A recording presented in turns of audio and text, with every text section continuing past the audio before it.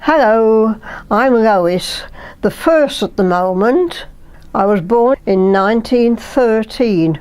Cool, doesn't that seem a good while ago? My mother was a Jennings and my father was a Davenport, and I was born in Tipton.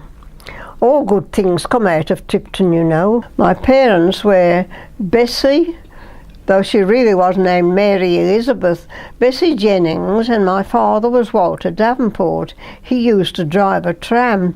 He was never fit enough to go in the army in the First World War, so he was sort of fetched out at all odd times to do different shifts on the trams.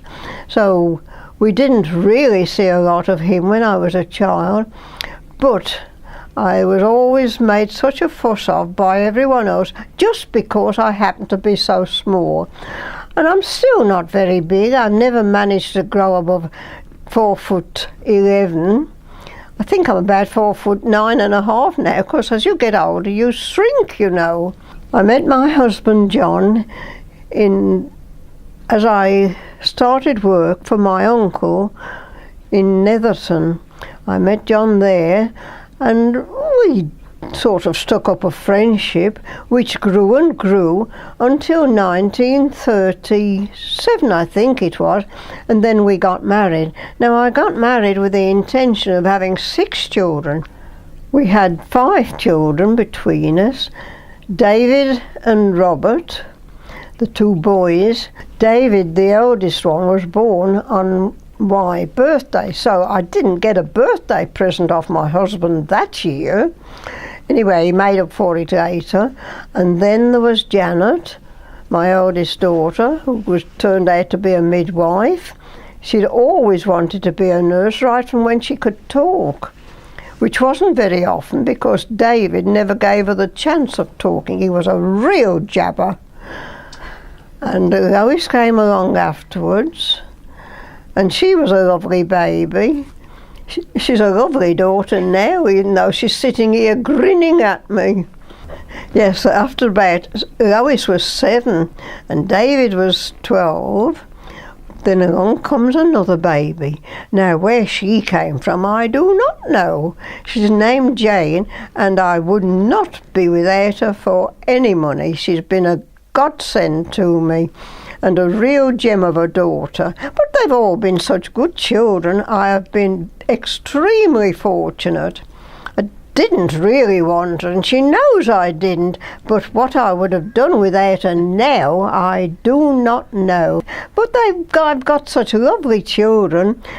I don't know what I did to deserve all of them, I'm sure. They were lovely children. Of course, every mother says that about her children, but mine were. They were different to anybody else's. They very rarely squabbled, and if they did, they soon made it up again.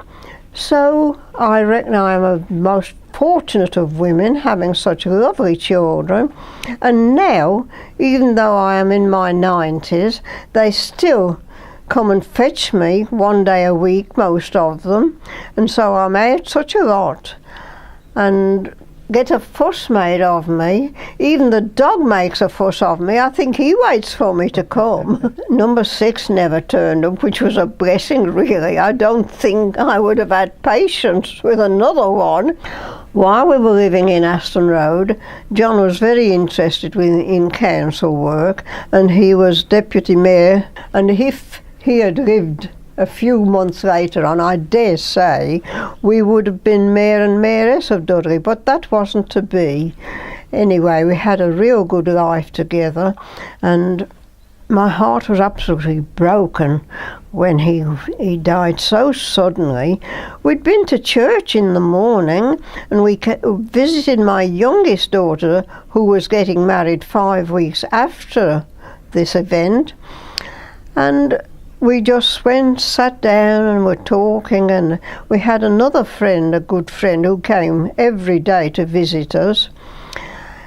Her husband died during the first part of the war, and we reared her son more or less with ours, so that made me the 6 children I'd always wanted.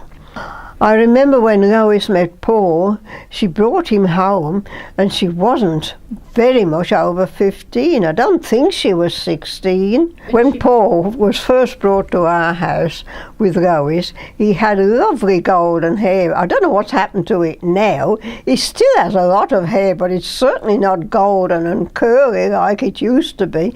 I suppose he must be getting a bit older like the rest of us. It isn't as white as mine, but it's getting that way. Anyway, I'm still here, fit and well, even though I'm nearly 93. Goodness me, what a while to live.